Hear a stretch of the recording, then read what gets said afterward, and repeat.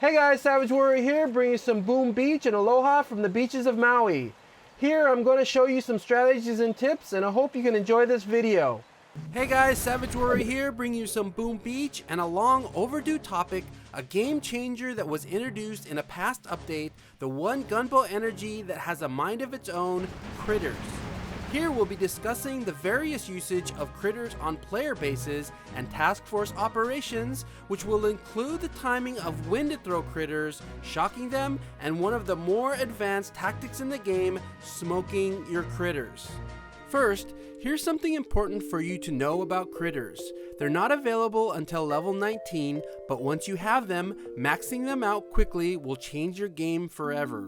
It's probably good that you memorize this. 2 shots of critters will cost you 21 gunboat energy, while 3 will cost you a cumulative energy cost of 39.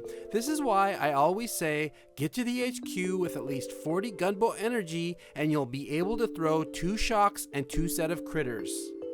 Before I go on to the next topic, I need to mention that critters melt like butter when in range of flamethrowers. This is the #1 reason I tend to shock critters on player bases. But on non-player bases such as this, shocking the critters is not always necessary, and using them as an alternative to shocks can be much more efficient, as long as you keep in mind to avoid blind spots of rocket launchers. Now let's take a look at when to throw critters. Non-player bases have a shorter distance to the back and take less time for them to land. So in this case, I won't throw critters until 10 o'clock and immediately throw my shocks. Notice that my critters land exactly at the same time of my shock.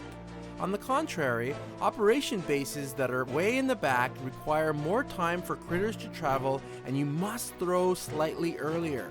The significant point is that gunboat abilities travel at different speeds, shock being the fastest to travel in the air, while critters are thrown with more of a lob and travels the slowest in the game. This means if thrown quickly, you would be able to actually land the shock before the critters arrive, not being shocked and capable of doing damage to the defensive structures around them. As mentioned before, flamethrowers are the #1 threat to critters, but shock blasters are also another nemesis you should try to avoid. So if you have defensive threats within the range of your warriors, shocking your critters, protecting both the critters and the warriors while drawing fire from the rocket launchers and the shock blasters becomes a valuable tactic in this game. But you can't always use this tactic, especially with the introduction of shield generators.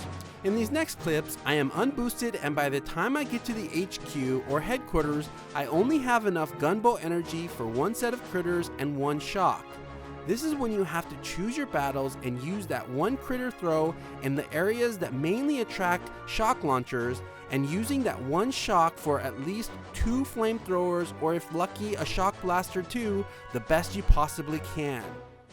In high-level operations, Supercell seems to like to put as many rocket launchers as there are power cells on a map, especially on Chimera. Sometimes as many as 6 shocks simply is not enough, and that's why bringing a boat of heavies are commonly used. However, the problem is that you immediately lose 12.5 damage per second, which is basically like a troop damage guardian statue.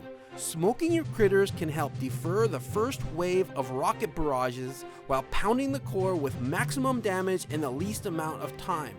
Notice here that smokes are first placed on the left and the right of the core before the kill zone is smoked. Critters are thrown in the prepared smoke area so that they are exposed and targeted before the smoke clears around the troops.